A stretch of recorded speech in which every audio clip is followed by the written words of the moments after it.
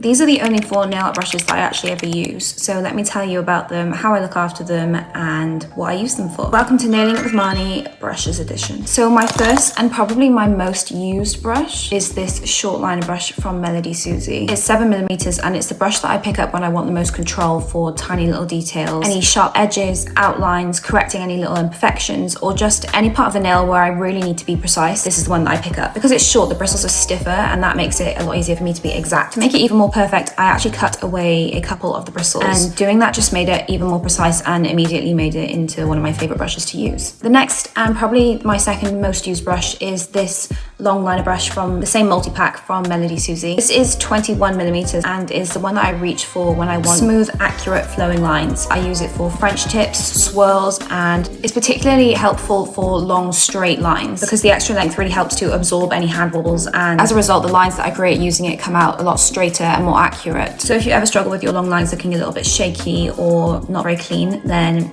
I highly recommend that you get a long liner brush. So these two are pretty much the only two brushes that I actually ever really use. As a bonus though, I do sometimes, very occasionally, use this ombre brush from Nao Nails. The feather bristles are kind of designed for blending. I really don't reach for it very often, but when I do, it's when I'm doing an ombre with a sparkly gel, or if I want to soften out the edges of a design that I've done. So this one I wouldn't say is as necessary, but it is one that I do use occasionally. So these are the brushes that I use, but that's only half the story, because if you don't look after them, then they'll be ruined and pretty much useless after a couple of uses. So I always clean mine straight after using them by wiping them on a lint-free wipe that's got rubbing alcohol on it. And I never use acetone because it's too harsh and strips and frays the bristles really quickly. After I've cleaned the bristles and got all the gel out, I just pinch the brush back into shape. And if I feel like it needs it, then I'll rehydrate it with a little bit of cuticle oil so that they stay sharp and flexible for the next time that I use them. How you store your brushes is also really important. If they come with a protective cap, then always use that because it'll stop the bristles from bending or collecting dust.